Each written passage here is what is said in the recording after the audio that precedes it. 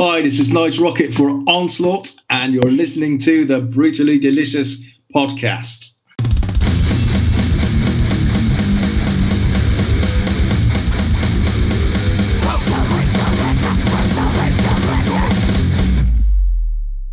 Hey, you're listening to the Brutally Delicious podcast. I am Soda Can Moore. I'm Chris. And today, Shot Glass Chris. And today, we've got another good one for you. We've got Onslaught. I don't know if you've had a chance to check these guys out. Of course. I believe they're from the UK. I'm just going to double check myself before I misspeak, because I do that quite often. Yeah, they're from the UK. And we are speaking with the guitarist Nige Rockett. Okay. If you want to hang on a second, we'll go ahead and grab him. I've got him queued up. Let's do it. Bruce Moore is my partner, Chris. How you doing, guys? Good. How are you, man? I'm good, thanks. Doing all right over there in London? You guys hanging in there with this? It's not good, man. It's still not so great, you know. Still lots of people dying every day, unfortunately. But I don't know. We just have to wait and see, man. It's tough. It's not a good situation. It's crazy times out there right now. Yeah. Whereabouts are you two? I'm in North Virginia, near DC. And I'm in Central Virginia, so about an hour or two south of Chris there. Yeah. So how's the actual situation where you guys are? It's bad. Yeah. Yeah. The county I live in has a positivity rate of 11% right now. Right. Wow. Yeah, it's not good. But it's better than Florida. So, you know, if we look on the bright side, we're doing okay. Yeah. Yeah, they just opened everything back up on the weekend.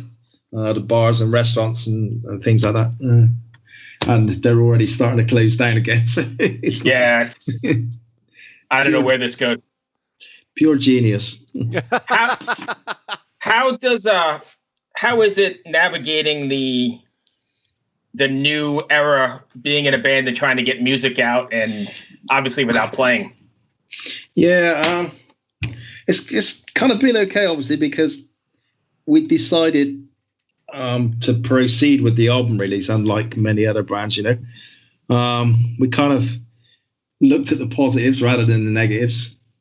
We've seen like Testament and Lamb of God, and they were releasing their records, so there was obviously they obviously had positive thinking behind it, and we thought, yeah, let's go for it. There's no shows, not many bands are releasing, and the fans are going to want to need new music, you know. So we thought, let's do it. Let's get ahead of the game. Get the album out. Hopefully, this will go away by the end of the year, maybe, and then we can get back on track ahead of everybody else. So we've kind of took that route, really. All right. Are you guys doing anything interesting or different to interact with your fans and stay connected? No, just as much as we can on our social media stuff. You know, not really interested in trying to do these online things. I don't think for us particularly, or thrash metal bands in general, it's going to kind of work. You lose that. We need that interaction with the fans, and the fans need that with the bands. Sure. I think to make that energy work, and I just couldn't see it happening. So I don't really want to attempt it unless it's absolutely necessary. You know, right? Chris? So you guys started like in the early 80s. Yeah. What was it like?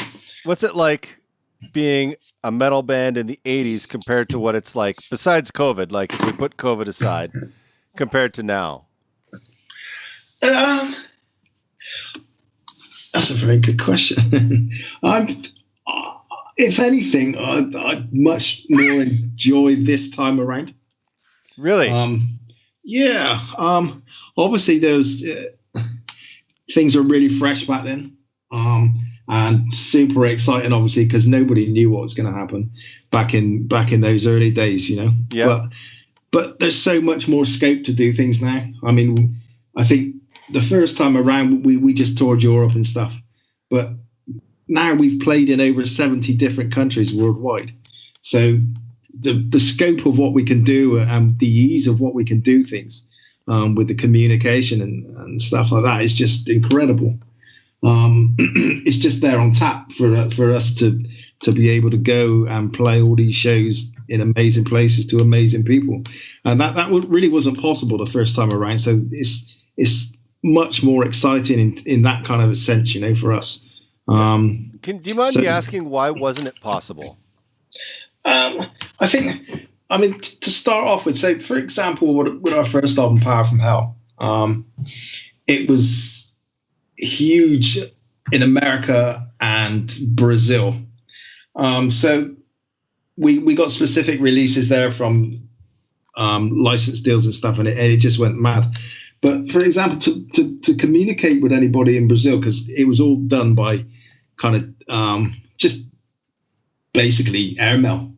Yeah. That would take like 3 weeks to communicate. Oh, I see what you're saying. Yeah. So it was so slow. Obviously, there was telephones and that, but it just didn't happen back then on the scale of what it does now. You know, it was even difficult to get to the States at that time. So you can imagine trying to get to places like Vietnam and China and things like that. Oh, yeah.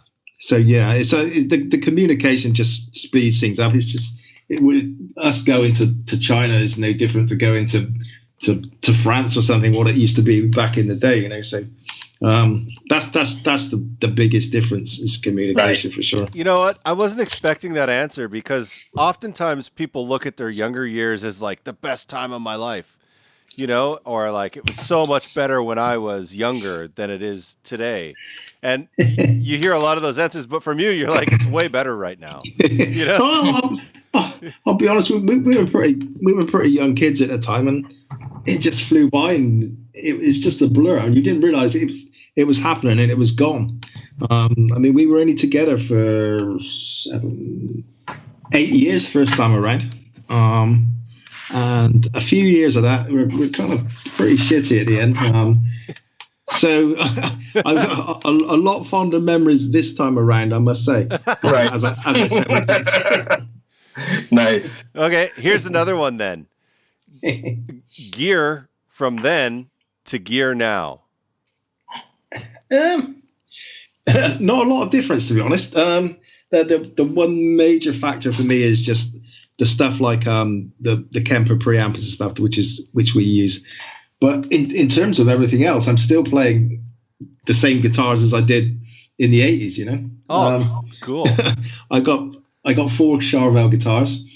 One was which is my main one, the first one I got from them back in late 86, and I still got that guitar. So and the rest are just the same versions of the same model, you know. So the guitars are exactly the same. I'm still plugging into. I use a Kemper. That's the only thing for me is different. It goes in my hand luggage, so I can take that anywhere in the world. Right. But I'll still plug into the back into the effects loop of a Marshall head or an Engel head. You know, so exactly the same. I'm not one. I don't do all this DI nonsense. I can't do that. I got to have a load of bank of cabinets behind me making a real noise. So the only thing is the Kemper. That's it. Pedals the same. Bruce? That's awesome. Yeah, so when you guys were writing for this record, were you able to get together at all? Was it more like taking advantage of technology and emailing stuff back and forth? Yeah, it was. But that's something that we've done on the last 2 albums previously anyway. We never write in the studio. It doesn't work for us. I find it gets a bit too, sometimes you go around in circles where there's 5 people putting ideas in. Oh, I like that. No, I don't like that. And it doesn't work. So we've written the previous 2 in the studio with myself and Andy Rosser Davis, who was the previous guitarist in the band. This one I was all on my own. So I wrote most of this record at home. But I was sending it out to the guys all the time. Getting their input, what they wanted to add or what they wanted to take away, and it was cool. It worked very well. Everybody's happy with that. Wayne, our other guitarist, had some great input, and it was cool. It was a really smooth process. So we were all blown away at how it's come out. So it obviously worked again for us. Awesome. Chris? I don't have anything else really. Bruce, do you? I'm pretty good. I just I want to thank you for taking the time, because I'm a longtime fan, and it's nice to finally chat with you, and especially through all this. We're learning a lot today about how people are reinventing themselves and learning how to deal with adversity and still getting the metal and the music out. Yeah. I mean, we'll always find a way, won't we? We're a pretty hardy bunch of the metalheads, so I'm sure we'll find a way around everything. It's just getting back to these live shows now, and then we'll be good to go again. And it doesn't seem to have taken so long to have navigated at least, a portion of it is coming back, sort of. We're still releasing records and still getting stuff out there, and there's still sort of a scene. Yeah, I mean that was another reason we put the album out as well, is we wanted to support our label, Right. If everybody withdrew their releases for 6-9 months, the labels are going to be in serious bother as well. So that was an additional factor to getting this album out, just to help the label, because I think they're down to 4 releases over the next 2 or 3 months. So that kind of shows you. Yeah. So they got to keep going, So yeah, we get around it, and hopefully it's going to work in our favor. What we've done, like I said, by putting the album out there, and hopefully fans appreciate the new music and take it from there. Awesome. That's all I've got.